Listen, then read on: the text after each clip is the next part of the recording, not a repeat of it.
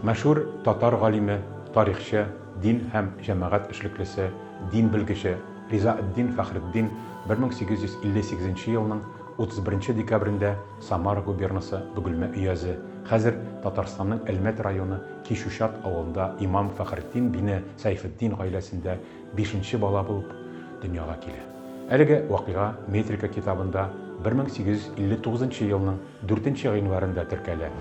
Башлангыч белемне әнисе Мәхүбә абыстайда ала, аннары Түбән Чыршылы һәм Чистай мәдрәсәләрендә укый.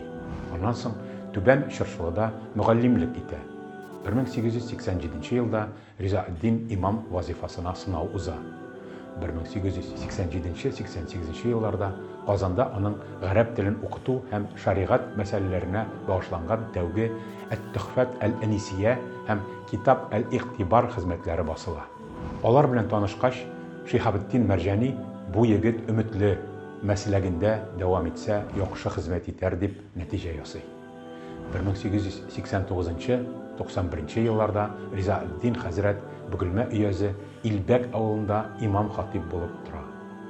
1891 елда мөфти Мөхәммәдияр Солтанов тәкъдиме белән Оренбург мөселман диния назарәте казые булып сайлана. Уфадагы яңа вазифада Риза казый диния назарәтенең архивын тәртипкә салу белән дә шөгыльләнә, аның фондларын археографик эшкәртүгә һәм аеруча мөһим документларны бастыруга башлангыч бирә.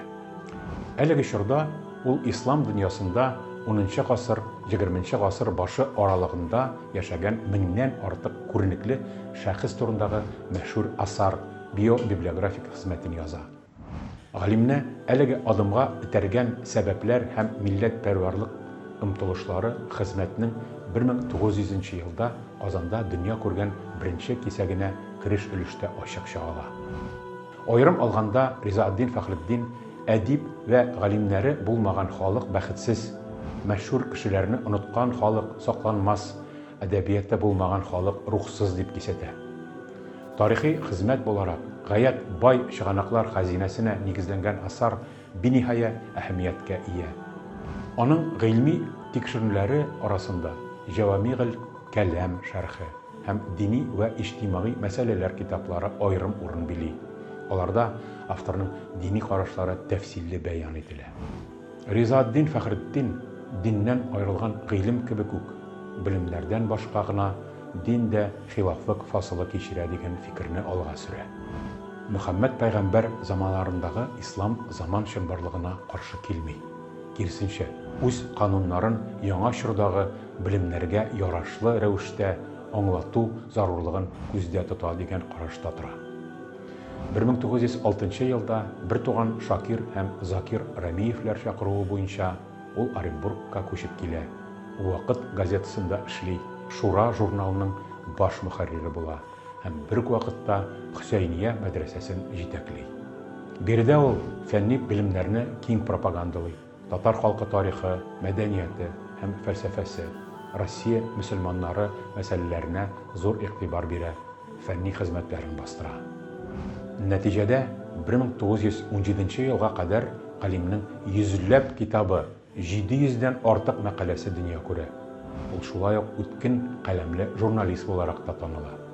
1912 елда аның язу стиле матурлыгына игътибар биреп, Абдулла Тукай Ялт журналы мөхәррире Әхмәт Урманчиевка юллаган хатында Риза казый ифадәсе ачык, язу тарысы саф гүзәл бер язучыдыр дип яза.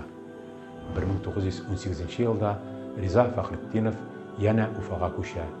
1922 елда ул Ичке Россия һәм Сибир мөселманнарының үзәк диния назарәте мөфти булып сайлана һәм вафатына кадәр шул вазифаны башкара.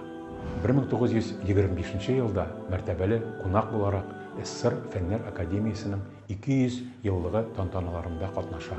Бу һичшиксез аның фәнни даирәләрдә абруе зур булуын күрсәтә.